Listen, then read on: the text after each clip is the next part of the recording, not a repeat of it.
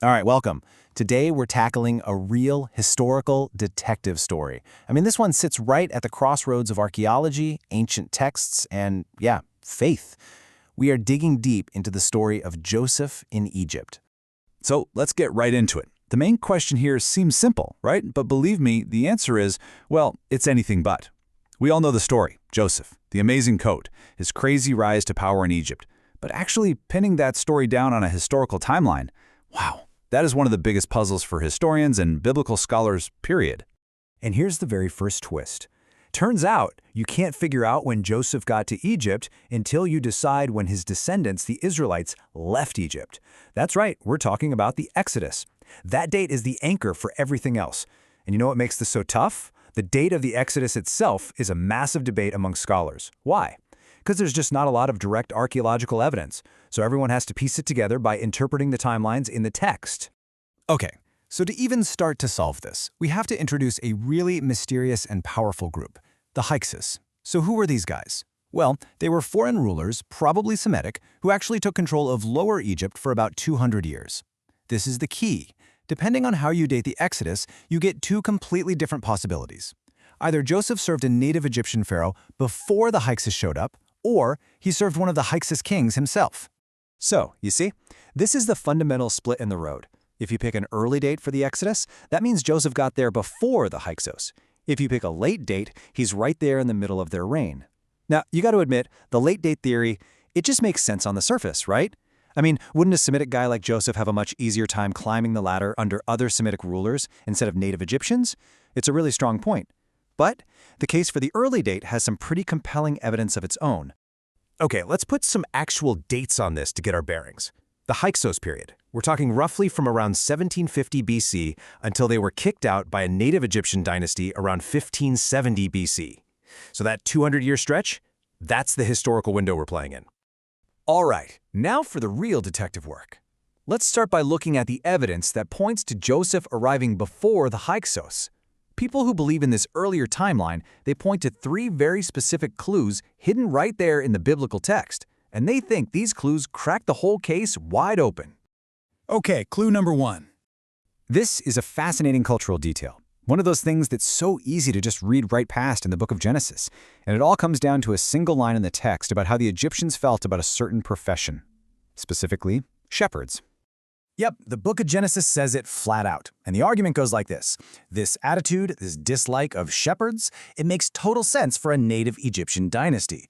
But here's the kicker. The Hyksos themselves were often called shepherd kings. So ask yourself, who's more likely to hate shepherds, the native Egyptians or the guys literally known as the shepherd kings? It seems to point pretty clearly to Joseph and his family arriving before the Hyksos, right? All right, on to clue number two. This one is all about a huge political shift, a real turning point that changes everything for the Israelites in Egypt. The Bible tells us that a new king comes to power, a king who starts to oppress the Israelites.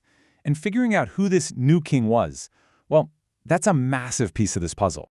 Now, this is where the argument for the early timeline does something really clever. It flips a common theory right on its head. It suggests that this new king, the oppressor, was actually one of the Hyksos rulers. Now just think about that for a second. If the Israelites were buddies with the Hyksos, why didn't they get kicked out of Egypt with them back in 1570 BC? This theory says, well, maybe they weren't allies. Maybe it was the Hyksos who started to oppress the Israelites first because they saw them as a rival power growing in their midst. And that brings us to our third and final clue for the early timeline. This one involves a little bit of math and a claim from this new king that seems, well, frankly, impossible.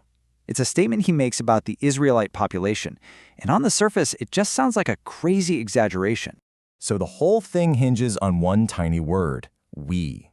Could the Israelites really have become more numerous than the entire population of Egypt? No way, that seems totally impossible. But what if we doesn't mean all the Egyptians? What if we just refers to the much, much smaller ruling class of Hyksos warriors? All of a sudden, the statement makes perfect sense. So you put it all together, the thing about the shepherds, the idea that the Hyksos were the new king, and this population puzzle, and you've got a really compelling case that Joseph showed up before the Hyksos ever did.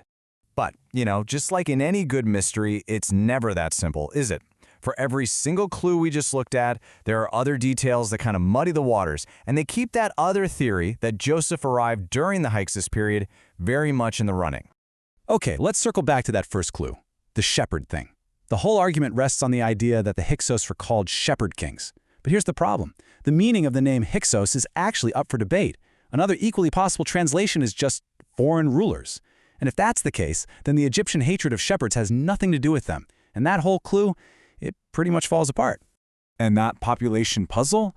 Well, it turns out that one depends entirely on which version of the Bible you're reading. If you're looking at the King James Version, it says more and mightier than we, which, yeah, makes that argument really compelling. But if you pick up the NIV, it says much too numerous for us. See the difference? That's just a more general worry. It doesn't mean they're literally outnumbered. It's a perfect example of how one little translation choice can totally change the meaning of a historical clue. So what are we left with? A bunch of unresolved issues.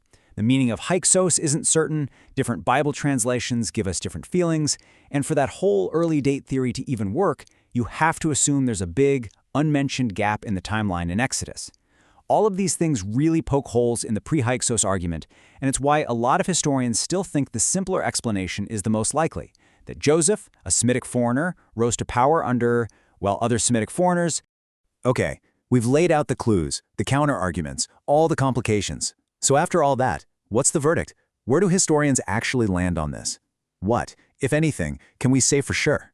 Well, the honest answer is there is no consensus. The evidence we have is all circumstantial. It's all about inference. I mean, the source material itself says it perfectly, it just does not provide a firm basis for a conclusion.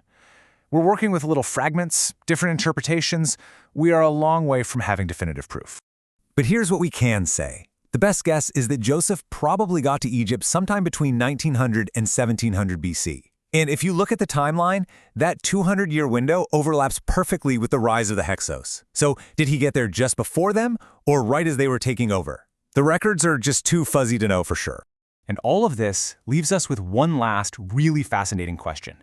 When you hit the wall, when the historical record and the archaeology just go silent, what do? We find ourselves at this crossroads. So how do we, today, navigate that super delicate line between what can be proven as historical fact and what is held as an article of faith? It's a question that makes ancient history feel very current, doesn't it? It's not just about the past, it's about how we all search for truth right now.